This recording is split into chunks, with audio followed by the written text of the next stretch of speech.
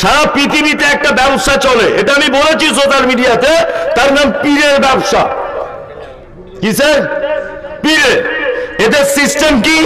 এদের সিস্টেম, তার বাপ ছিল পীর, ও হয়েছে পীর, ও মরে যাবে তার বেটা পীর, ও মরে যাবে তার বেটা পীর, ও মরে যাবে তার বেটা পীর। মানে পীর হতে গেলে কিছু শিখতে হয় না, ওদের বাড়িতে জন্ম নিলেই পীর, তাই না?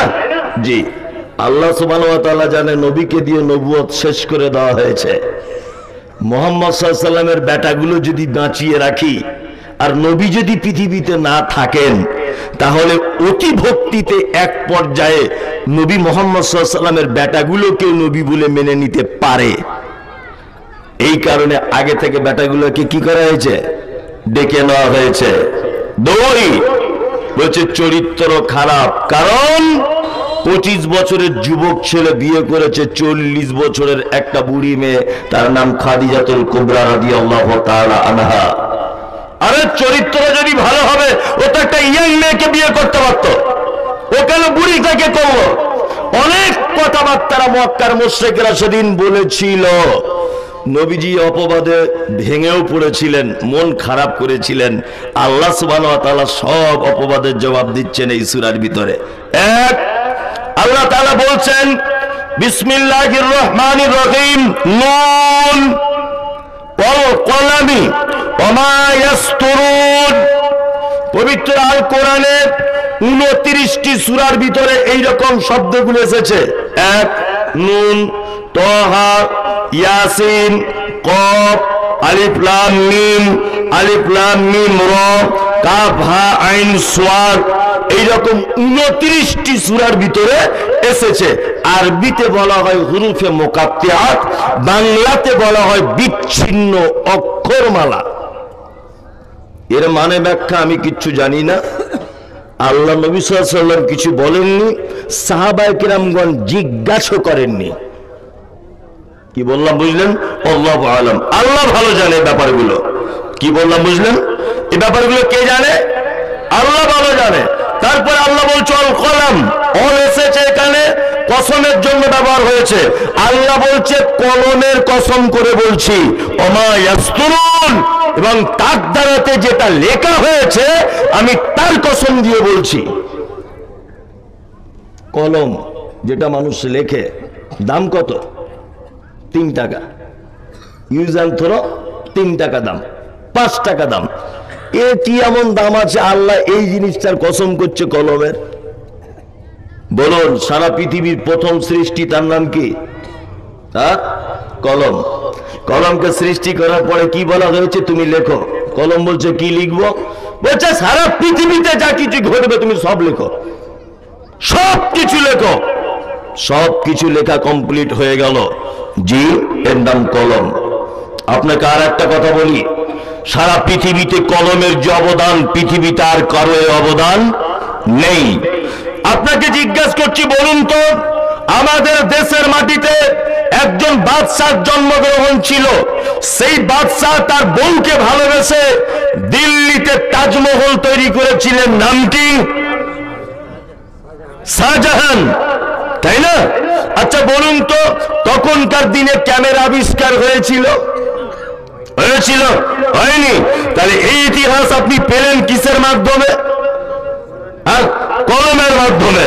ইমাম আহমদ বিন হাম্বল, ইমাম ইউসুফ, ইমাম মানে বুখারী, ইমাম আবু হানিফা, ইমাম তিরমিজি, এই সমস্ত মানুষের যে জীবনী আমরা পাই, আচ্ছা বলুন তো স্যার কিসের সহযোগিতা করেছে আমাদের? কলম, কলমের মারফতে, তাই না? আল্লাহ তাআলা বলছেন এই কলম, কলমের কসম করে বলছি, ওমা ইয়াসতুরুন, এইটাতে দিয়ে যা লেখা হয়েছে তার কসম করে আমি আল্লাহ বলছি। এবার আপনাকে বলছি, কোরআন অবতীর্ণ হওয়ার আগে কোরআন কোথায় ছিল? লাউহে মাহফুজে। সভাপতি সাহেব বলছেন উনি জ্ঞানী মানুষ, তাই তার মানে আপনারা কিছু বুঝেন না, তাই তো? এই কোরআন অবতীর্ণ হওয়ার আগে কোথায় ছিল? লাউহে মাহফুজ। লাউহে মাহফুজ কাকে বলে জানা আছে এটা? লাউহে মাহফুজ মানে সুরক্ষিত ঘর, তাই তো? সুরক্ষিত ঘর। লাউহে মাহফুজটা কেমন এটা আপনি বুঝবেন কেমন করে? বোঝার অনেক লাইন আছে, আপনারা আলেম ওলামা বলে দিয়েছে, আমি একটু আমার মতো করে বলে দিই। আমি মমতাজুল ইসলাম, আমি ভালো ছবি আঁকতে পারি, খুব সুন্দর। একটা কালো বোর্ড দেওয়া হলো, বোর্ড, এই বোর্ডে আমার হাতে রং দেওয়া হলো আর তুলি দেওয়া হলো, দিয়ে বলা হলো তুমি একটা শিশুর ছবি আঁকো। কিসের ছবি? শিশু। শিশু শব্দটা এমন, সেটা মেয়েও হতে পারে ছেলেও হতে পারে, তাই না? জি। দুই, আমি রং আর তুলিটা নিয়ে বোর্ডে আঁকার আগে আমার মনের মণিকোটাতে কিন্তু একটা ছবি অলরেডি এঁকে যাবে। শিশুটা ঘুমোচ্ছে এরকম আঁকবো, না শিশুটা ছুটছে এরকম আঁকবো, শিশুটা তার মায়ের কোলে শুয়ে আছে এরকম আঁকবো, না শিশুটা পেচ্ছাপ করছে এরকম আঁকবো, শিশুটা ছুটছে এরকম আঁকবো। আচ্ছা বলুন তো, দেওয়ালে বা ব্ল্যাক বোর্ডে আঁকার আগে আমার মনের ভিতরে একটা অলরেডি ছবি আঁকা থাকবে কি থাকবে না? থাকবে, থাকবে। এই মনের ভিতরে যেটা আঁকা আছে এর নাম লাউহে মাহফুজ। তার মানে আল্লাহ সুবহানাহু ওয়া তাআলা সারা পৃথিবীতে যা কিছু ঘটাবেন, যা কিছু করবেন, 50,000 বছর আগে সব পরিকল্পনার জগতের ভিতরে পরিকল্পনা করে লিপিবদ্ধ করে রেখে দিয়েছিলেন। এই জায়গাটার নাম লাউহে মাহফুজ। আর একটা কথা আপনাদেরকে বলে দিই, সেটা হচ্ছে এই যে এইখান থেকে এইরকমও হতে পারে যে পবিত্র আল কোরআন একেবারে অবতীর্ণ করা হয়নি, তাই না?